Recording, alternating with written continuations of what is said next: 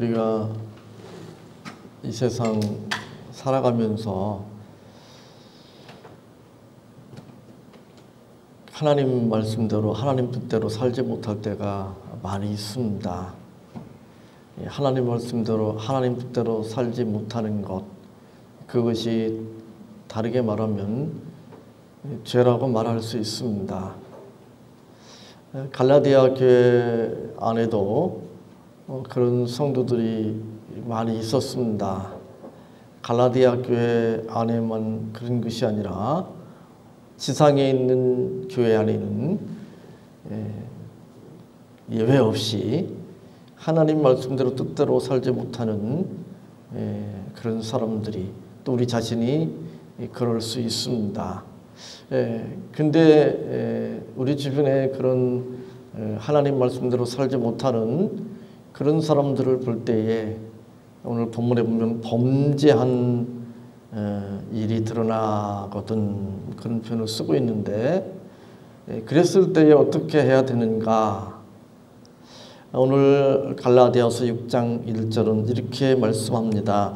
형제들아, 사람이 만일 무슨 범죄한 일이 드러나거든 신령한 너희는 온유한 심령으로 그러한 자를 바로잡고 너 자신을 살펴보아 너도 시험을 받을까 두려워하라.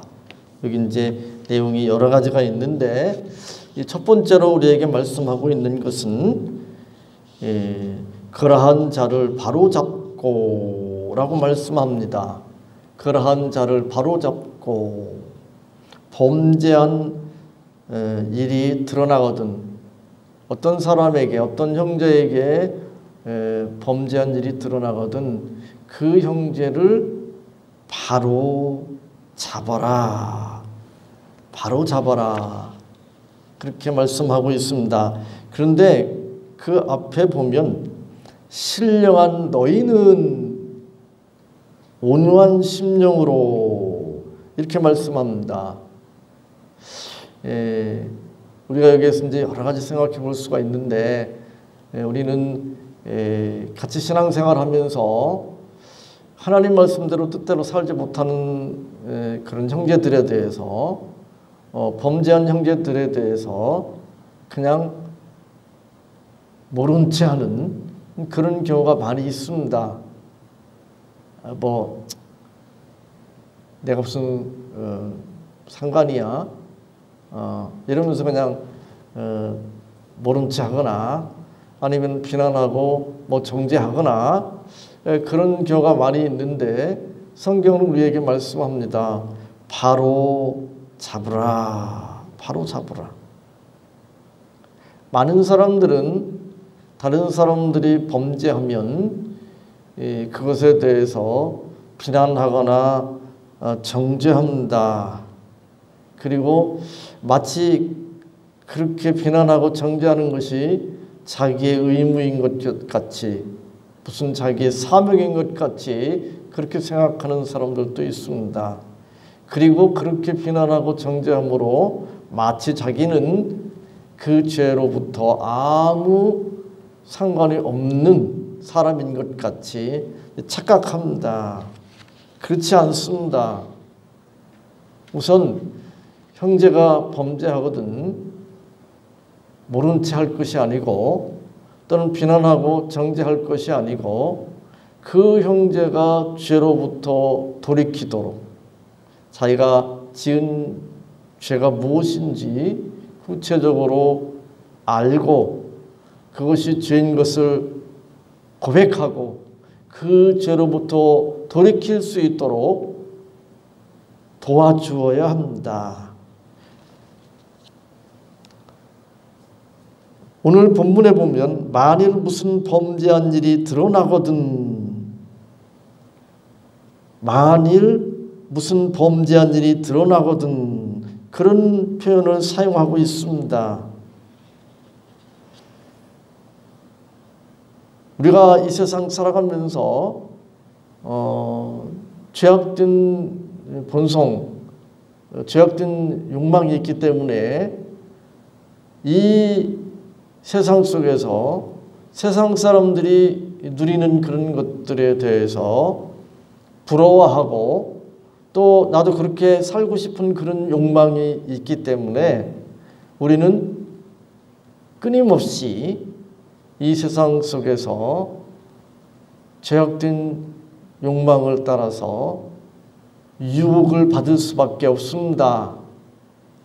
우리 주변에 있는 형제들이 그 유혹에 넘어가서 죄를 지을 수 있습니다. 그런데 그런 형제를 볼 때에 우리는 어떻게 해야 되는가? 피하는 것이 아니라, 모른 체 하는 것이 아니라, 비난하고 정죄하는 것이 아니라 용서하고 또 그 죄로부터 돌이킬 수 있도록 도와주어야 합니다. 그런데 여기에 특별히 신령한 너희는 이라고 하는 표현을 사용하고 있습니다. 신령한 너희는, 신령하다고 하는 표현을 자꾸 그 무슨 신비주의적인 그런 관점에서 해석하는 사람들이 있습니다. 그러나 여기서 신령한이라고 하는 것은 신비적이고 초자연적인 어떤 그런 어떤 능력이 있는 그런 것을 의미하는 것이 아니라 그냥 영적인, 다르게 말하면 신앙적인 그런 의미입니다. 영적인 너희는, 신앙적인 너희는, 믿음으로 사는 너희는, 이렇게 표현할 수 있습니다. 적어도 우리가 신앙생활을 하면서 신령한, 영적인 또는 신앙적인 또 믿음으로 사는 사람이라면 잘못한 형제를 보고 모른 체하거나 비난하거나 정죄하는 대신에 그가 그 죄를 깨닫고 돌이킬 수 있도록 도와주어야 합니다. 그런데 이제 중요한 것은 다른 형제가 범죄했을 때에 그렇게 해야 되지만 그러면 나는 어떤가? 나는 어떤가?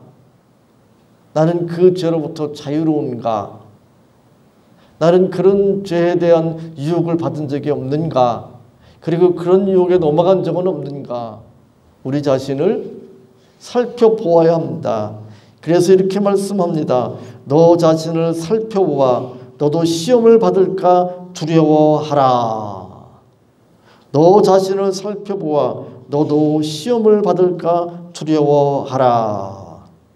근데 조금 그 주의 깊게 살펴보면 여기에 어떤 것을 알 수 있는가 하면 형제들아 너희는 그렇게 복수로 되어 있습니다. 형제들아 너희는 그랬는데 갑자기 너 자신을, 이 자신은 단수이고 단수로 표현되어 있습니다. 그 우리말은 단수 복수가 이렇게 엄격하게 이렇게 구별이 잘 안 되죠.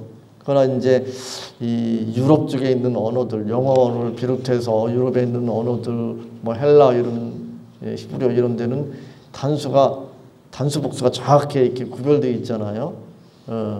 갑자기 복수로 형제들아 너희는 하다가 너 자신을 이렇게 표현한 것은 의도가 있는 거죠. 그냥 뭐 생각 없이 그렇게 표현한 것이 아니고 의도가 있습니다. 왜냐하면 우리가 이 사람들과 대화를 나눌 때도 그렇고 무슨 일을 할 때도 그냥 전체를 놓고 하나의 군중으로 이렇게 놓고 말을 하는 것과 어떤 특정한 사람을, 특정한 개인을 이렇게 직접적으로 찝어서 이야기하는 것은 다른 이야기죠. 그렇죠? 그래서 우리 각자가 그런 범죄한 형제가 있을 때에 나도 그 범죄한 형제처럼 죄악된 욕망에 그 유혹을 받아서 시험을 받아서 넘어가서 죄를 지을 수도 있다는 것을 알고, 내가 그런 부족하고 연약한 존재라는 것을 알고, 나도 그런 시험에 넘어갈까 두려워하라 라고 말씀하고 있습니다. 군중 속에 뭉뚱그려서 말하게 되면 결국 군중 속에 자기 자신을 숨길 수가 있습니다.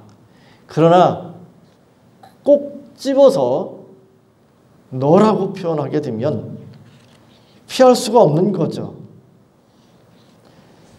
어찌되었든 우리가 다른 형제의 범죄를 바로잡는 것도 중요하지만, 그것도 피하면 안 되는, 모른 체 하면 안 되는 것이지만, 그러나 다른 형제의 범죄를 통해서 자기 자신을 살펴보는 것도 그것 못지않게 중요하다고 하는 사실입니다. 왜 이런 말씀을 하는가 하면, 우리 모두는 다른 사람들의 범죄에 대해서는 아주 민감합니다. 그렇죠? 다른 사람들이 잘못한 것에 대해서는 아주 민감합니다. 그리고 다른 사람의 잘못하는 것에 대해서는 얼마나 그걸 아주 논리적으로 설득력 있게 이렇게 지적을 하고 또 비난하고 정죄하는지 알 수가 없습니다. 이 정치하는 사람들 보면 이 상대 그 방의 그 죄에 대해서 얼마나 그렇게 예리하게 또 그렇게 막 구체적으로 이렇게 비난하고 정죄하고 공격하는지. 그런데 정치하는 사람뿐만 아닙니다. 우리 모두가 다른 사람의 죄에 대해서는 그러면서 자기 자신의 죄에 대해서는 아주 둔감한, 다른 사람의 죄에 대해서는 아주 나를 세우면서도 자기의 죄에 대해서는 아주 둔한 그런 모습을 볼 수가 있습니다. 내로남불 그런 표현도 있지만 그게 이제 우리의 모습이죠. 다른 사람의 죄에 대해서는 날카롭게 지적을 하면서도 자기가 지은 죄에 대해서는 그것을 어떻게든지 합리화시키고 정당화시키고 미화시키는 그런 모습을 볼 수가 있습니다. 그러나 우리는 다른 사람의 죄에 대해서도 물론 민감해야 됩니다. 예민해야 됩니다. 그리고 그것을 바로잡을 수 있도록 도와주어야 합니다. 근데 그것으로 그치는 것이 아니라 자기 자신을 돌아볼 수 있어야 됩니다. 나도 얼마든지 그럴 수 있기 때문에, 또 과거에 그랬을 수도 있고 또 앞으로도 그럴 수 있습니다. 그러므로 타산지석이라는 그런 그 격언도 있잖아요.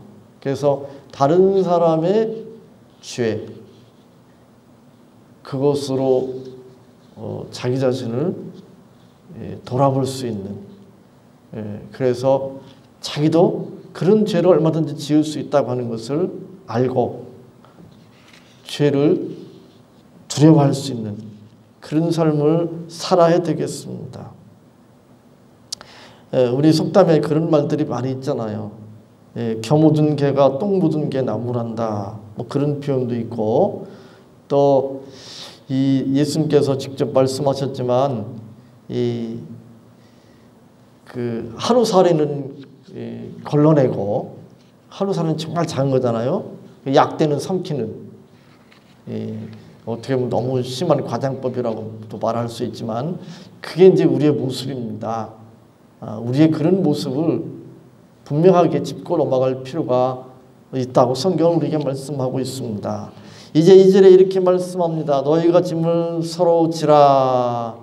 그리하여 그리스도의 법을 성취하라.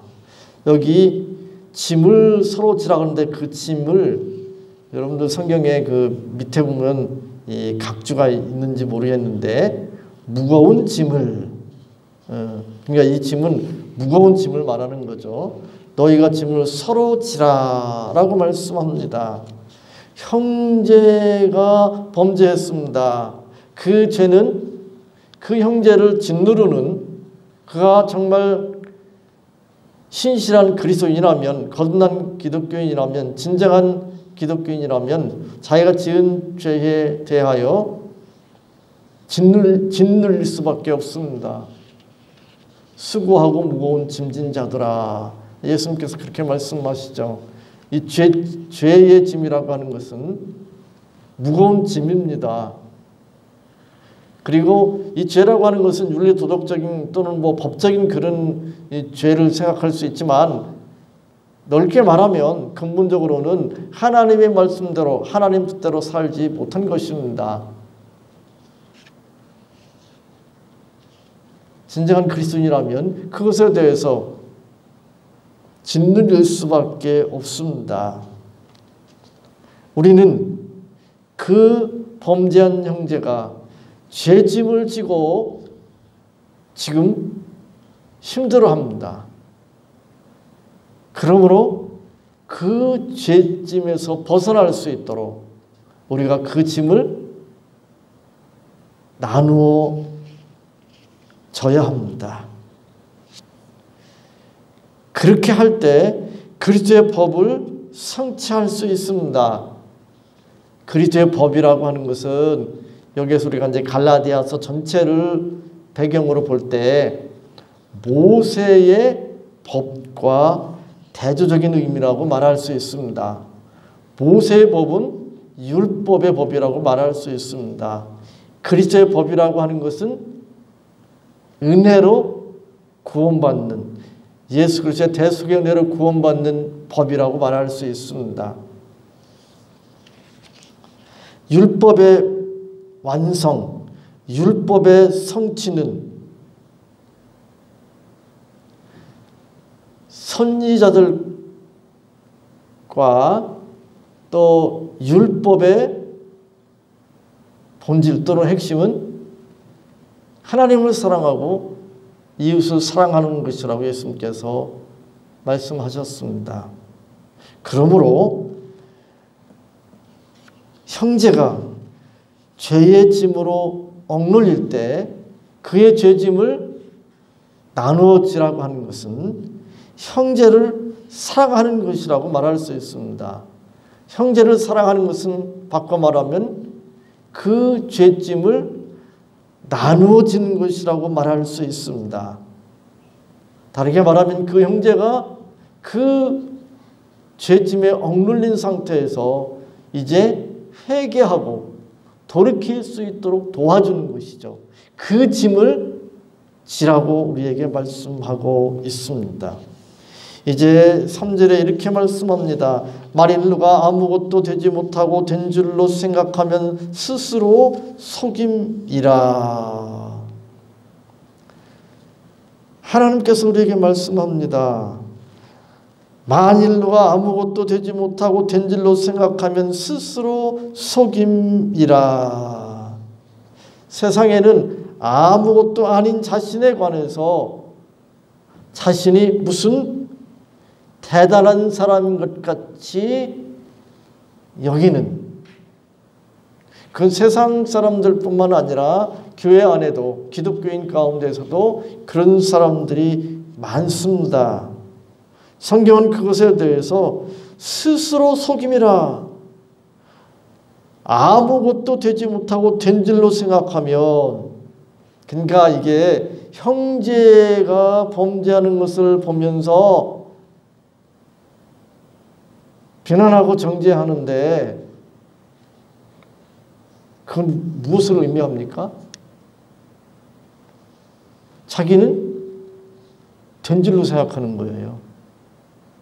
그런 범죄로부터 아무 관계가 없는, 거리가 먼 자유로운 그런 사람이라고 생각하는 거예요.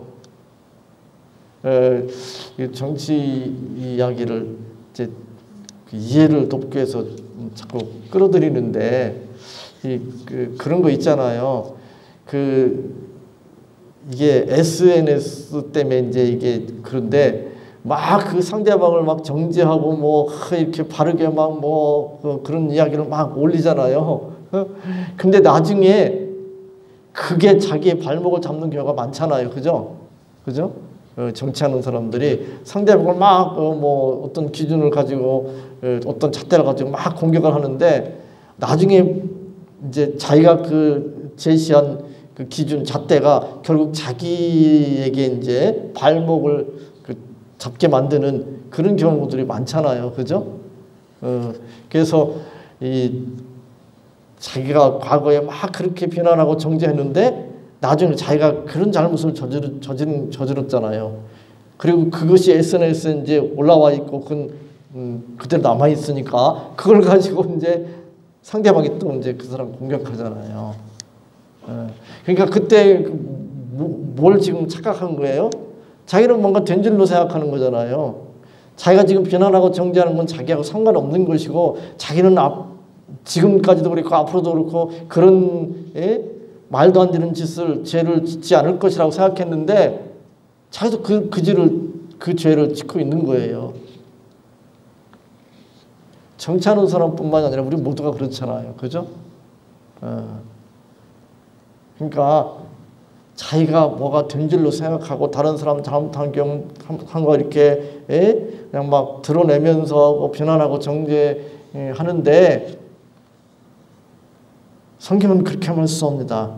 만일 너가 아무것도 되지 못하고 된 줄로 생각하면 스스로 속임이라 라고 말씀합니다.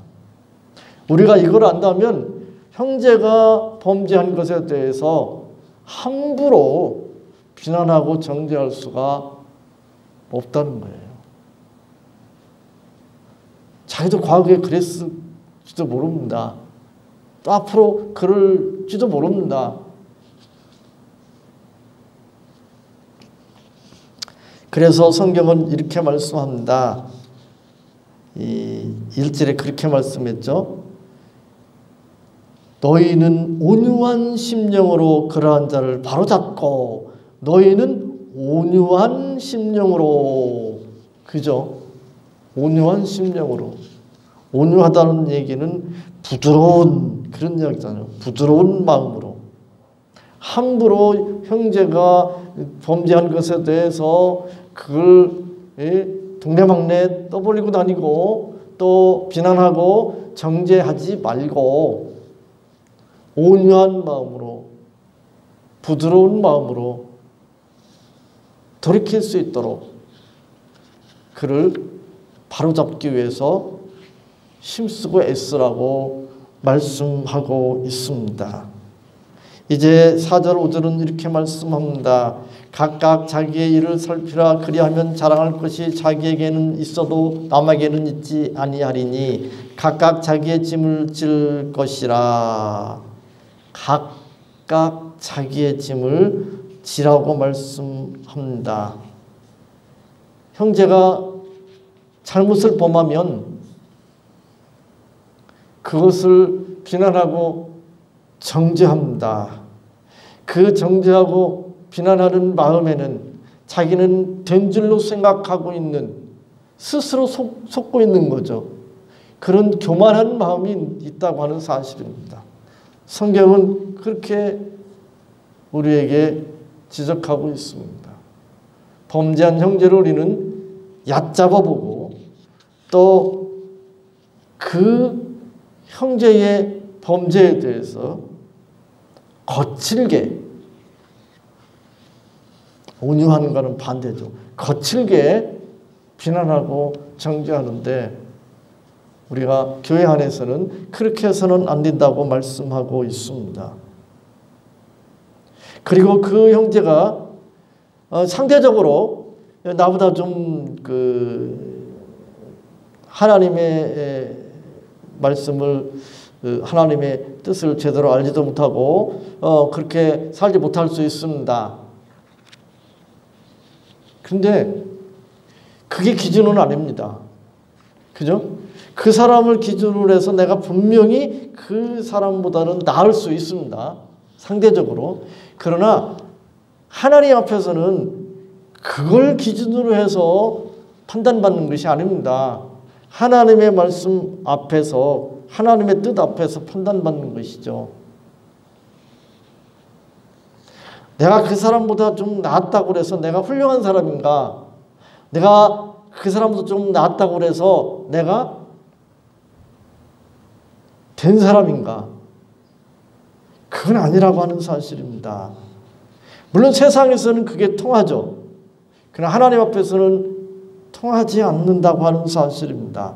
다른 사람이 어떠한 거에 따라서 자신을 그 기준에 맞추어서 평가하고 판단할 수 있다고 생각하는 것은 세상 사람들인데 교회 안에도 그렇게 생각하는 경향이 많이 있습니다.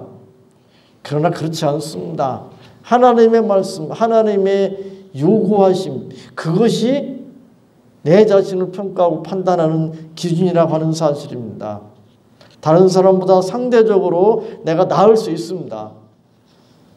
다른 사람보다 신앙생활 더 잘할 수 있습니다. 어떤 사람에 비교하면 나는 훨씬 훌륭한 그런 수준의 신앙생활을 할 수 있습니다. 그래서 자기가 뭔가 된 것처럼 생각할 수도 있습니다. 그러나 그것은 자기 안에서는 자랑할 만한 것인지 모르지만 하나님 앞에서는 자랑할 만한 것이 못 된다고 말씀합니다. 우리가 이런 생각해 볼 수 있습니다. 어떤 집사가 예배에 지각을 했습니다. 한 2, 3분 지각을 했어요. 사도신경 고백할 때쯤 들어왔어. 우리 교회는 그 찬송 한 곡 부르고 하니까 뭐 그 정도 더 5분도 더 지나겠네요. 그래가지고 막 죄송해가지고 막 이렇게 고개 숙이고 이렇게 와가지고 의자에 앉는데 사도신경 끝나고 사제 그 시간도 끝나고 그 뒤에 장로님이 문 열고 들어와. 그러면 상대적으로 자기는 그 장로님보다 일찍 왔으니까 그게 기준이 되어서 자기가 문제가 없는가? 그거 아니잖아요. 그렇게 생각하면 안 되는 거잖아요. 자기 예배 지각했잖아요. 그럼 잘못한 거지. 예배 시간 기준으로 생각을 해야지. 왜 그 장로님 늦게 온 것이 기준이 됩니까? 우리가 그런 식으로 살아가잖아요. 그러니까 너 누구보다는 내가 낫다. 그러니까 내가 훌륭한 건가? 그거 아니라는 거죠. 하나님의 심판대 앞에서는 다른 사람과 비교해서가 아니라 각각 자신이 살아온 삶이 하나님 말씀 앞에서, 하나님 뜻 앞에서 평가받고 판단받게 되어 있습니다. 우리가 그 학생들 그 상대평가, 절대평가 그런 표현을 쓰는데 하나님 앞에서 우리가 평가받고 판단받는 것은 절대평가라고 말할 수 있습니다. 애꾸눈이 소경들 속에 들어가면 어떤 생각을 할 수가 있습니까? 눈이 한쪽이 지금 실명을 했어요. 그런데 소경들 속에 들어가요. 그러면 자기는 정상이라고 생각할 수 있을 것입니다. 온전하고 정상이라고. 근데 아니잖아요. 자기 눈 지금 하나밖에 없는 거잖아요. 지금 온전하고 정상이 아니잖아요. 근데 두 눈 안 보이는 사람들 앞에서는 자기가 정상인 것 같이 생각할 수가 있습니다. 우리가 얼마든지 그렇게 착각할 수 있습니다. 그래서 뭐라고 말씀하고 있는가 하면 아무것도 되지 못하고 된 줄로 생각하면 스스로 속음이라. 우리가 다른 사람 자꾸 비교하면 안 돼요. 하나님 앞에서 바라보아야 돼요. 하나님 말씀 앞에서. 또 이렇게 말씀합니다. 그러므로 각자 모두 자기의 짐을 지라.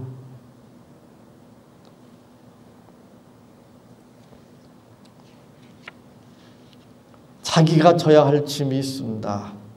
그리고 또 형제가 지금 무거운 죄의 짐을 지고 있는데 그 무거운 짐을 또 나누어 져야 되는 그런 일도 우리에게 있습니다. 오늘 이 말씀 붙드시고 이제 우리가 신앙생활하면서 지금까지도 그랬고 앞으로도 그렇고 얼마든지 이 어떤 형제가 이 하나님 말씀대로 살지 못하는 범죄하는 그런 일들을 볼 것입니다. 그때 우리가 어떻게 해야 되는가? 그가 이제 지고 있는 죄짐을 나누어질 수 있는, 비난하고 정죄하기보다는 그가 그 죄로부터 벗어날 수 있도록 돕는, 섬기는, 그리고 그뿐만 아니라 자기 자신을 돌아보아서 자기도 그런 유혹에 넘어가서 그런 죄를 짓지 않도록 두려워하는 마음을 가지고 돌아볼 수 있는 그런 삶을 살아야 되겠습니다. 하나님 감사합니다. 오늘 이 말씀 붙들 수 있도록 도와주시옵소서. 저희들 긍휼히 여겨 주옵소서. 범죄한 형제를 보거든 피하거나 모른 채 하거나 또는 비난하거나 정죄할 것이 아니라 하나님의 사랑으로 그를 바로 잡기 위해서 그를 돌이키도록 짐을 나누어질 뿐만 아니라 자기 자신을 돌아보아 그런 시험에 빠지지 않도록 두려워하는 그런 신앙생활을 할 수 있도록 늘 도와주시고 인도해 주옵소서. 예수님의 이름으로 기도하옵나이다. 아멘.